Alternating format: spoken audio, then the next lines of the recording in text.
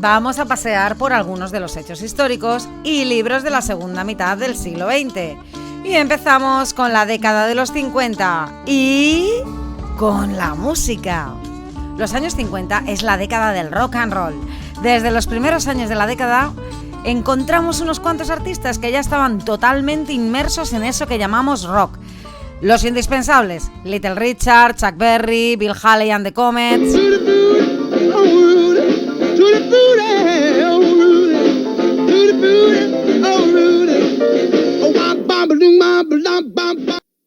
One, two, 3 o'clock, 4 o'clock, rock. 5, 6, 7 o'clock, 8 o'clock, rock. 9, 10, 11 o'clock, 12 o'clock, rock. We're gonna rock around. El extravagante Jerry Lee Lewis, Bo Diddley, Fats Domino o el gran Buddy Holly.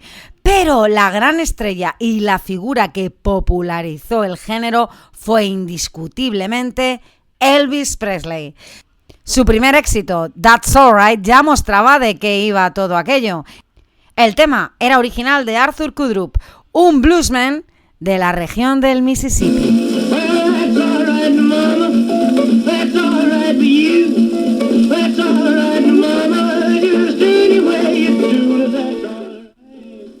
En la literatura surge un movimiento muy importante, la generación Beat, que se caracteriza por el rechazo a los valores estadounidenses clásicos.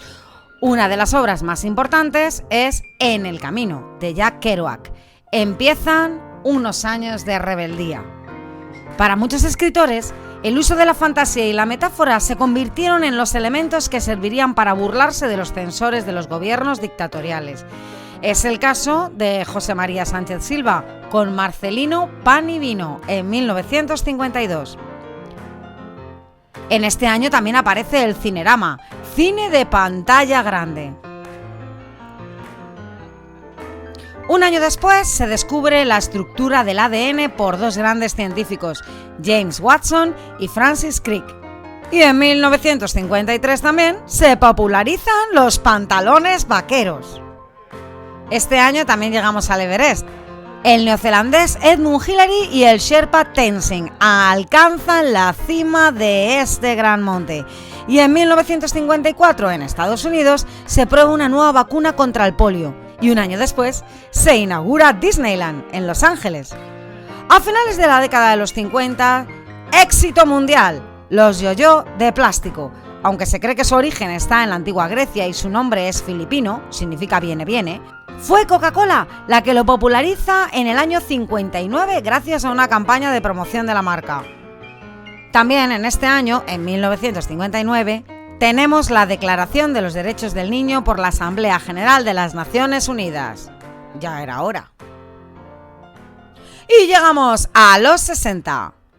En 1961, John Kennedy jura el cargo de presidente de Estados Unidos, pero lo matarán en el 63. El 13 de agosto del año 1961, la República Democrática Alemana, también conocida como Alemania del Este, creó un muro provisional que consistía en un gran alambre de 155 kilómetros de longitud. Muy pronto, el sistema de vallas se convirtió en un gran muro de 1.200 kilómetros de largo que separaba a Alemania en dos. 45 de estos kilómetros estaban en Berlín. Por eso fue llamado el Muro de Berlín. Y en 1962, Love Me Do, primer éxito del grupo británico The Beatles. En 1963, Valentina Tereskova es la primera mujer lanzada al espacio.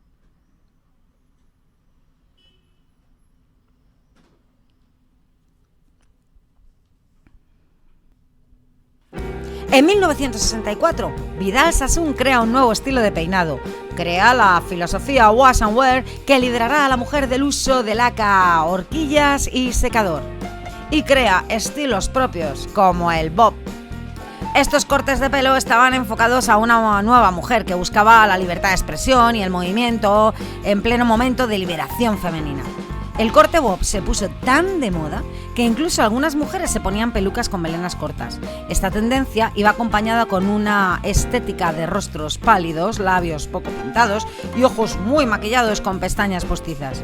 Unos 2 años más tarde, en 1965 y en Londres, la diseñadora británica Mary Quant crea la minifalda. Todo esto parece muy chulo, pero en este año, 1965, Estados Unidos envía las primeras tropas a Vietnam. Y aquí aparece el movimiento hippie, que tomará una especial relevancia en su lucha contra esta guerra, que consideraban totalmente absurda. Se opusieron al capitalismo y a lo conservador. En 1969, los astronautas americanos Armstrong y Aldrin pisan la Luna. Y después de la Luna, llegamos a la década de los 70. Por fin, en el 73 se firma el alto el fuego en Vietnam. Picasso muere en Francia y 2 años más tarde en España. En 1975 muere Franco y Juan Carlos I es proclamado rey de España. Poco después se pone de moda el monopatín. No tiene nada que ver, pero mola. En 1977 son las primeras elecciones democráticas en España y 1 año más tarde, en 1978, se aprueba la Constitución española. Pero poco después, en 1979, Sony lanza el primer Walkman. Tampoco tiene nada que ver, pero también mola. La década de los 80. La movida madrileña, un movimiento contracultural surgido en Madrid durante los primeros años de la transición de la España posfranquista. Este movimiento se extendió por otras provincias con el nombre genérico de La Movida. En 1985 se lanzan en Europa los teléfonos móviles y en 1999 se construye el primer cliente web llamado World Wide Web. O sea, las 3 W, esas que conocemos todos. Y el primer servidor web, gracias al cual vosotros estáis viendo este vídeo.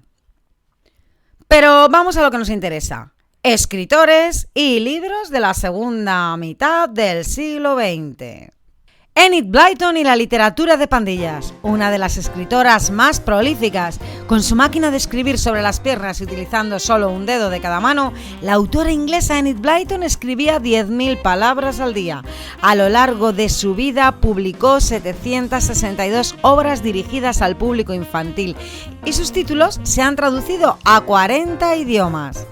Algunas de sus series literarias son Los 5, con 21 novelas, Los 7 secretos, con 15 novelas, o Torres de Malory, con 12 novelas. Michael Ende. Michael Ende fue uno de los escritores más importantes de la literatura fantástica y de ficción infantil y juvenil del siglo XX. Nació en Alemania en 1929. Su padre, Edgar Ende, era un reconocido pintor surrealista, prohibido por el partido nazi. Michael Ende nos ha dejado algunas obras como Jim Button y Lucas el Maquinista, Jim Button y los 13 salvajes, Momo, La historia interminable y El ponche de los deseos. Roald Dahl fue novelista y autor de cuentos para niños y adultos, otro de los grandes de este siglo, sin duda. Entre sus libros más populares están Charlie y la fábrica de chocolate, Matilda, El gran gigante bonachón y las brujas, Los gremlins y los cretinos.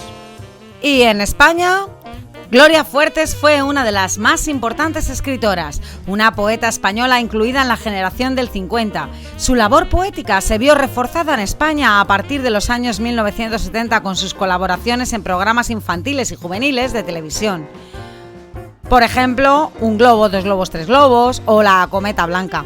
También tenemos que hablar de Juan Muñoz Martín, autor del primer bestseller infantil, Fray Perico y su borrico, que se convertiría en una serie de aventuras de este personaje por el mundo. Juan Muñoz también creó al famoso Pirata Garrapata, otra de las grandes series de nuestro país.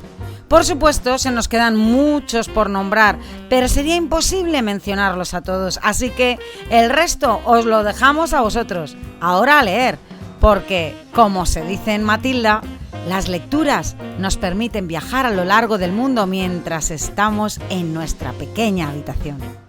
¡Hasta luego!